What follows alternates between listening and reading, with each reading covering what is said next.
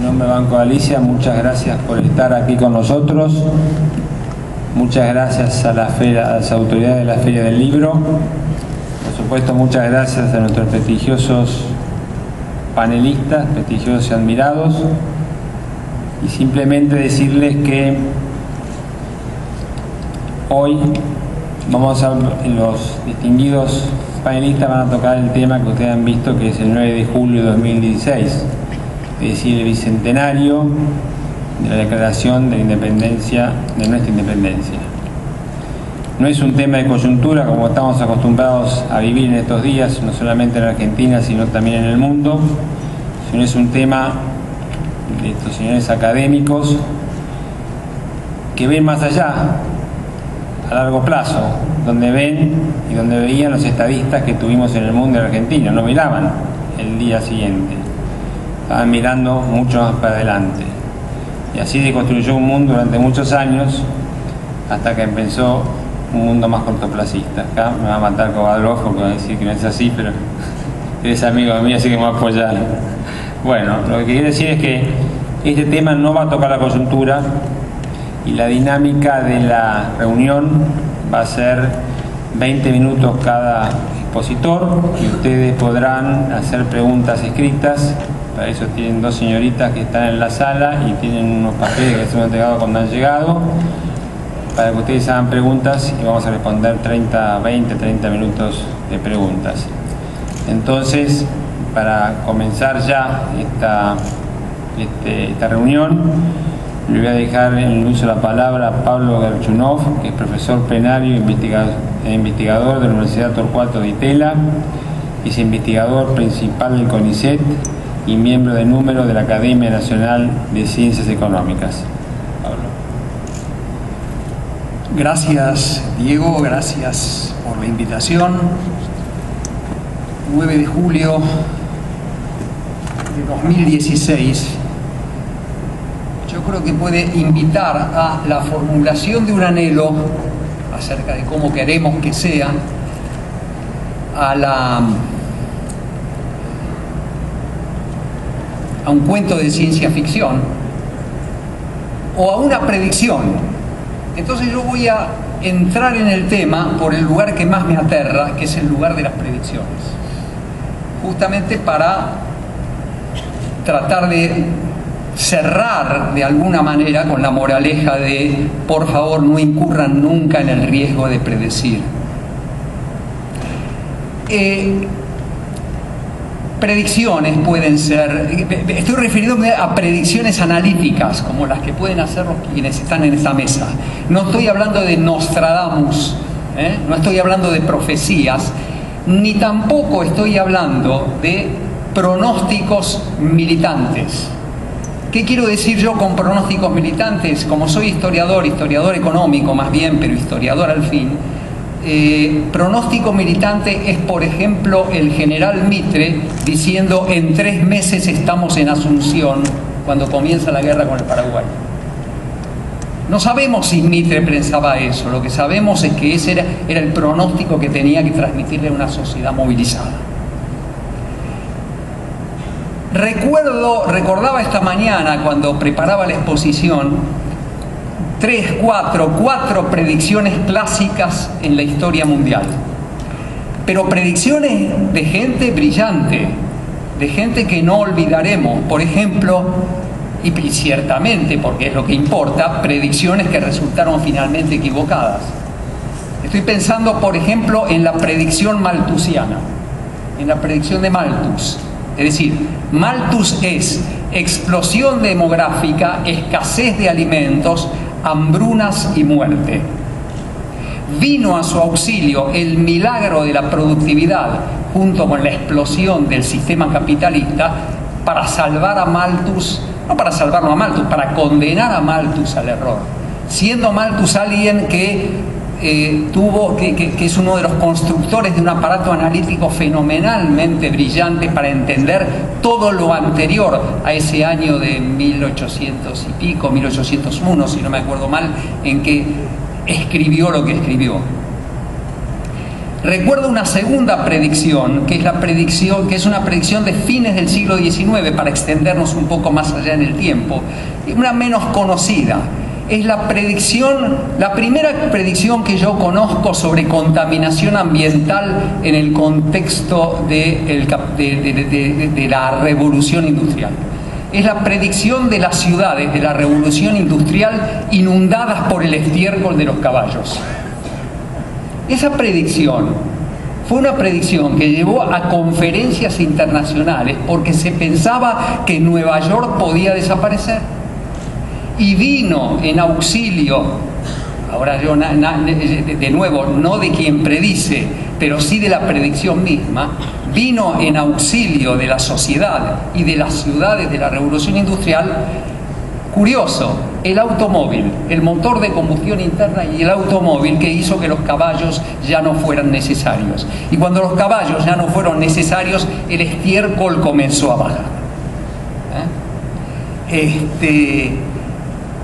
Digo curioso el automóvil porque es finalmente aquel al quien responsabilizamos de una segunda ola de contaminación ambiental, ¿verdad? Una tercera predicción clásica, conocida por todos ustedes, es la del derrumbe del sistema capitalista, es la crisis final del capitalismo. Ha quedado muy atrás, con la caída del socialismo real, quedó definitivamente atrás, pero es finalmente una versión del fin de la historia, una versión sobre el fin de la historia moderna, una versión equivocada sobre el fin de la historia moderna.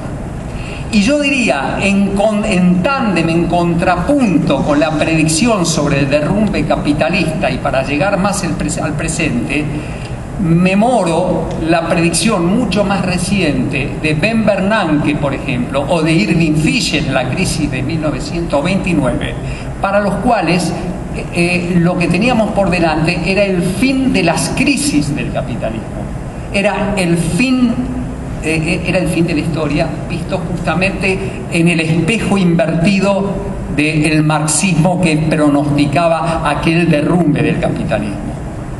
Y podríamos tener muchas más, pero déjenme mostrar algunas, arrimarme en el terreno de la predicción analítica a algunas más argentinas, algunas propiamente argentinas. Primero que nada, y una de las más llamativas, la predicción de la Argentina minera. Moreno, Alberdi, Sarmiento, nunca, y muchos más, nunca pensaron otro país que no fuera predominantemente minero. Somos como argentinos víctimas de un error, porque nos llamamos argentinos por esa predicción. Argentina debe ser el único país que tiene un nombre equivocado. Argentina no fue nunca el país de la plata y por lo tanto nosotros no deberíamos llamarnos nunca argentinos. Claro, allí estaba el Alto Perú como promesa frustrada que hacía que las cosas se pensaran de ese modo, ¿no? La segunda predicción interesante en historia argentina es la predicción poblacional, la predicción sobre la expansión poblacional.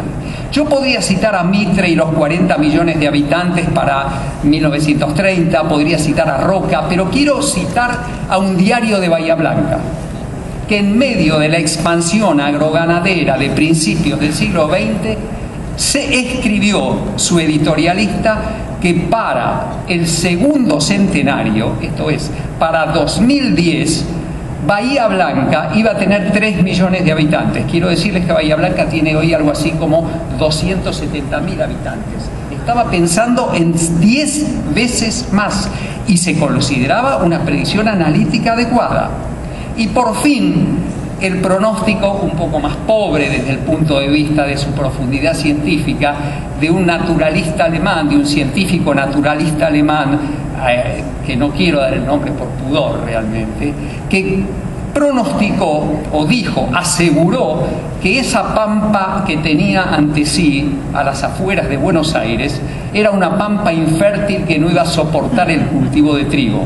Pronosticó que la Argentina nunca podía ser triguera. Pronosticó que en la Argentina solo iban a crecer yuyos, perdona por la palabra, yuyos duros, altos y duros. La pampa miserable en la mirada del alemán. Pero ¿cómo era, entrando en el tema de la predicción sobre el 9 de julio de 2016, cómo se veía a la Argentina 5 años antes de que llegáramos a 1916? ¿Cómo se la veía en 1911? Supongamos a ustedes que el Kovadlov, el Barcia, el Gerchunov de la época se sientan en una mesa redonda para discutir cómo va a ser la Argentina 5 años después. Bueno, todos los pronósticos eran apuestas a la continuidad, apuestas al boom agrícola, a la expansión indefinida.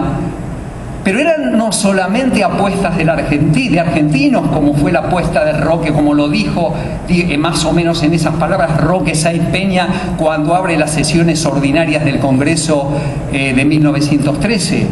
Eran también palabras de Clemenceau, eran palabras de Anatole France, para quien la Argentina era el país más afortunado de la tierra porque producía aquello que nadie va a dejar de consumir nunca, esto es alimentos, que nunca va a pasar de moda. Eran predicciones abiertas y masivas en un mundo que vivía masivamente la exaltación del centenario de la revolución, no de la independencia. Y veían también como prosecución de todo eso, casi diría como resultado natural de todo eso, que la rutina de la política iba a seguir siendo lo que era, es decir, que el viejo régimen, llamémoslo, el viejo régimen conservador era indestructible. Lo decían en 1911, en 1910, en 1912, a las puertas de dictar la ley Sáenz Peña del voto secreto, universal y obligatorio que los iba a desalojar del poder. La predicción de 1911, analítica, política, lo que fuera, es una predicción tan asombrosamente equivocada que tiene que darnos un escalofrío cuando pensamos en la predicción 5 años adelante desde aquí. Piénsenlo, 1911, 5 años adelante, 1916. El 2 de abril había ganado Irigoyen, que tenía un partido que prácticamente estaba desapareciendo por la obstinación abstencionista al que lo había llevado su propio líder. Y ganó las elecciones del 2 de abril. Esto quiere decir que el 9 de julio de 1916 había un régimen literalmente haciendo las valijas. Victorino de la Plaza estaba haciendo las valijas, pero además había guerra mundial. Y la guerra mundial había impedido que los argentinos importáramos los bienes que necesitábamos para sostener a la economía, y por lo tanto la economía había entrado en una depresión profunda en 1914 y una depresión moderada en el propio año de 1916. Y no nos compraban a los mismos precios que antes nuestros productos alimentarios. En ese escenario, ese fue el escenario de 1916. Por eso la falta de entusiasmo.